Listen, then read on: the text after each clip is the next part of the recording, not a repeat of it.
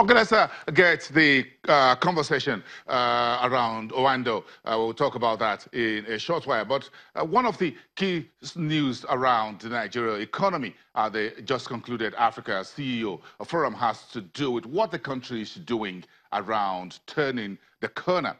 And Nigeria is reportedly could be very tantalizing, at the same time very cruel when it comes to the state of the economy dealing with investors. So there was this panel about the Nigerian economy about 2 hours here at the last Africa CEO Forum 2 weeks ago in Abidjan, the Ivorian capital. And we're segmenting this conversation with you with a team of panelists all made up of Nigerians. But that panel was midwifed by Nicholas Snowbrook, who is the managing editor of the Africa Report. Let's take a listen to what these panelists had to say about the state of the Nigerian economy. This is the first installment.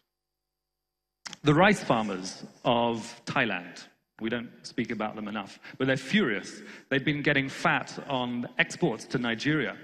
But Thai rice exports have collapsed. They used to import into Nigeria 1.3 million metric tons. Now it's just a few thousand metric tons. That's obviously the result of a multi-year push, a success that has many mothers and fathers, but perhaps began under the then Minister of Agriculture, now President of the African Development Bank, Akinwumi Adesina. And even in the oil sector, there has been great change. The rise of the skills base of the Nigerian oil sector, best summed up by the Ladle logistics base, which obviously is now responsible and did the final work on a giant oil installation for Total. It's no surprise Amy Jedisimi picked up the award for Young CEO of the Year last night. So new talent emerges. Yeah, absolutely. Recognize a fantastic award. So new talent does emerge daily in media, entertainment, legal services, finance, technology, and it lives alongside one of the most frustrating ports infrastructure in West Africa, alongside genuine unresolved political grievances. So Nigeria can be both cruel and tantalizing to the optimists. Could you lay out for us the case for why Nigeria has turned the corner and should now be thought of as a beyond oil economy?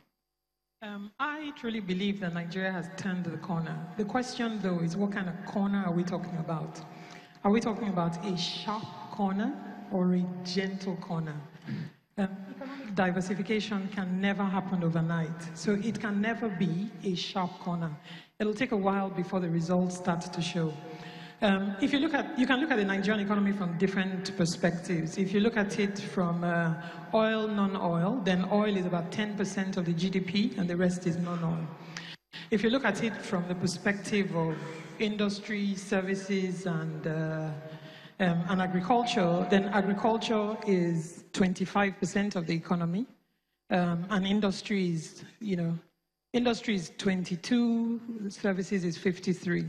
If you look at it from the perspective of government revenues, then oil historically used to contribute circa 70% of government revenue until 2015. That's fallen such that oil is now about 55% from 70 odd. If you look at it from the perspective of employment, agriculture is the biggest employer of labor. But in reaction to the recession, government articulated a medium-term recovery plan, the Economic Recovery and Growth Plan, which articulated how government expects to achieve the diversification. When people talk about, Nigeria beyond oil, I'd like to put it on record that Nigeria still wants oil. Nobody should get that wrong. We just want more than oil.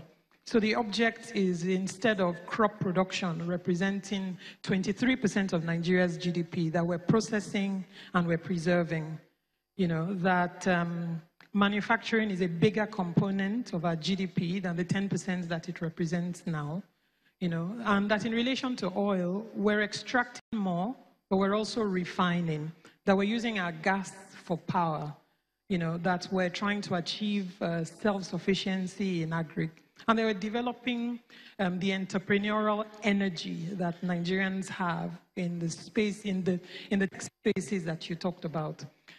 All of this, I don't think that you'll see the results overnight, but I do believe directionally, that Nigeria is facing the right direction to diversify in addition to oil, in my view, rather than away from oil. With agriculture, because obviously there is this marked improvement in the volumes. Is this actually a sector that is attracting the youth? Spending all day in a hot field can sometimes be, a tough sell. There's no Wi-Fi, for example. Well, the youth who are into agriculture actually don't need Wi-Fi.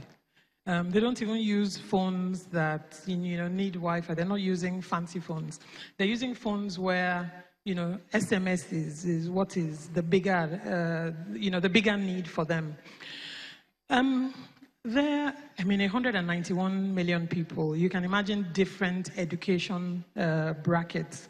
For those who have no skills, agriculture provides for subsistence living. They may not get wealthy overnight, but at least they can feed their families.